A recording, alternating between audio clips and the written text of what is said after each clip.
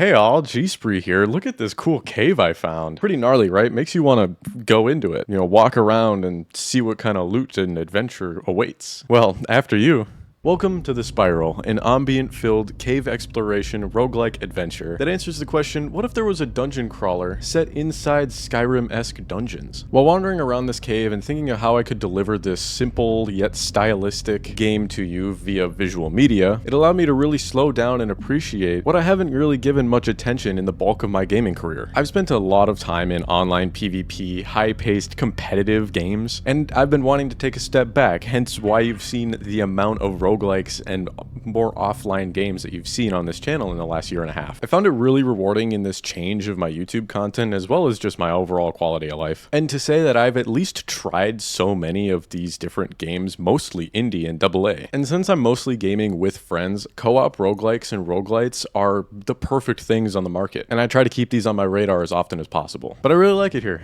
But that's not the point. We're here to talk about The Spiral. I got sidetracked a little bit, so let's take a deep breath and explore, shall we? The Spiral is all about searching for a way out, coming face to face with dungeon-dwelling spiders, so spider warning, skeleton, wizards, and other explorers are guards, who I actually didn't get a chance to check their credentials or what they're up to down here, but I know they're not friendly. Howdy, sir. I think we might be looking for the same thing. See, I'm looking for a key for this chest. Oh, St. Blevins! The map generates in tile sets, similar to Warframe if any of my audience are framers. I've certainly done my time. So you'll encounter parts of the map that you may recognize, but this all adds to the confusion, as they loop and connect you to other tile sets and other parts of the dungeons, leading you to a sort of Scooby-Doo chase scene. There's an infinite amount of floors to stumble through the darks of, each one increasing the loot rarity as well as quality and equally matching enemy difficulty. But be warned, you will need to make your way back up. The overall idea is to get a strong main hand weapon, a decent secondary to match your offhand, i.e. a shield if your weapon will allow it, stock up on potions for utility and healing, as well as getting ammunition for your crossbow and bow and arrow. All in the hopes of earning your freedom from the depths of the Spiral by defeating the Warden of the Infinite Void. Now, you don't have to go through all these floors or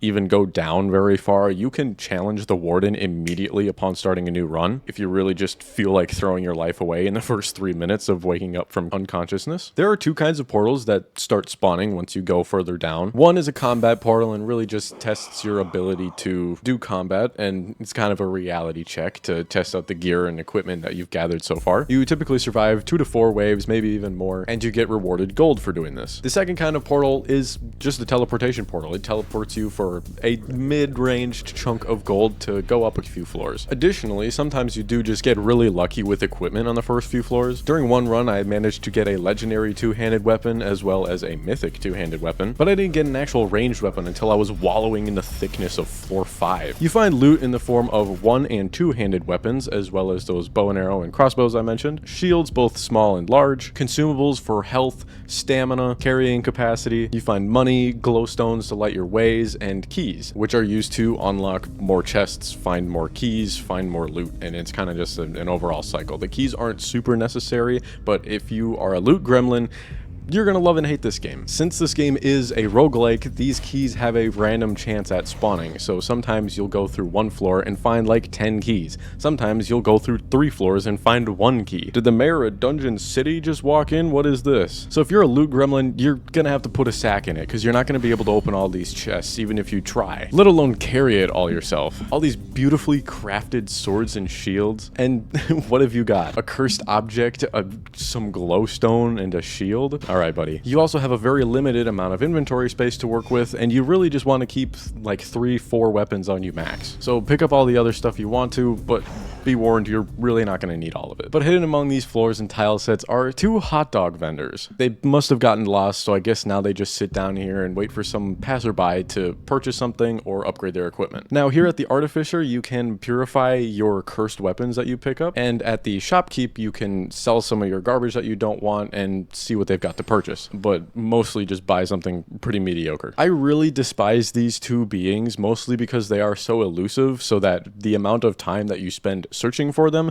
it does not pay off at all. I spent 90 minutes running through, clearing full floors, looking for these cart pushers, and was thankfully able to purify my cursed weapon, but I couldn't put the range attack from my main weapon onto the cursed weapon, which I guess makes sense, because, it's a special part of this one weapon. How am I just gonna dismantle dismantle the entire thing and put it on there, but it's just some extra flavor text, right? I don't know. Each weapon has their own special ability or a special move, where spears have a long-range jab, some double-handed swords just have a big slash, some double-handed swords have a slash that pushes out a little energy wave. The two-handed axe has an overhead cut. So as for the Artificer, I really don't do anything apart from purify a cursed weapon. Turn to the Shopkeep to, you know, maybe buy some bolts for my new legendary crossbow I just picked up, and this is what they've got. 1 to 3 star weapons that I'm starting to find on looting dead bodies, 2 keys, and just some general other garbage. I'm not upset, I just feel a little bit disrespected. I understand not wanting to have shopkeepers be super overpowered and you can just buy up and load up on anything you could ever want to need. I'm just saying, if I have to spend 90 minutes looking for one, I'd like it to be semi-worth it. Yeah, I could buy some extra potions that I don't have space for, or amulets to boost some of my stats, but my entire inventory is chock full of that stuff already. And not even having the ability to buy ammo as like a constant just feels like a little bit of a slap in the face. But on the other hand, I might have just gotten really unlucky. But here I am with close to 4,000 coins and really no way to use them. Granted, I'm going to use a few hundred of the coins to transport me between levels, but these 2 keys from the Shopkeep were less than 200 gold total, and it just feels a little stupid for how scarce these scarecrows are. And you can't even beat them up. Hi, I'd like to get a medium mac and a side of whole pumpkin. Also, I'd really like to mention the art style of this game. I'm super picky about what I like and dislike about 8-bit and pixelated styled graphics, or whatever that kind of genre is. I'm not exactly a dictionary, but I love the way this game dynamically changes its rendering and graphic style between near and far sight. Again, keeps it simple, but it adds an extra layer of craftsmanship to really admire. Alright, I think I've had my fair share of wandering around. Let's go see what this warden's up to. Come on, buddy. Oh, get staggered. Shot them into the face. Hello?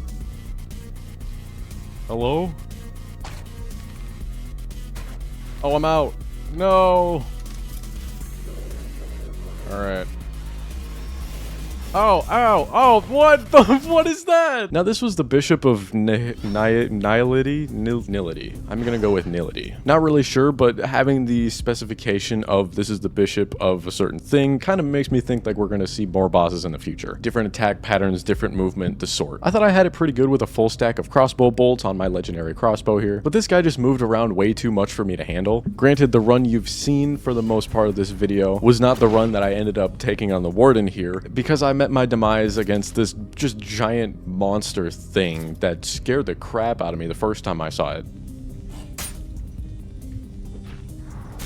Oh, I died. So I wasn't as well equipped as I would like to be for that fight, but having an actual melee weapon and shield is pretty important, I think. So this has been The Spiral. I'll leave the demo linked in the description. Allegedly, the full game is set to release later this year, so if you're into it, you're in luck. I can't believe we're already in August, though. This has been a really awesome year for me. Getting to really lock down and get a feel, get a groove for the videos that I make. I'm looking forward to finishing off this year with as much, if not more enthusiasm than when I started it. I've got a couple of new projects that I'm working on that kind of venture outside of the realm of roguelikes and roguelites, and those projects are on a bigger scope, so I hope you're interested. As usual, overstock videos every Wednesday. Won't catch me dead in a home unless they're playing Markiplier on the TVs at bingo time.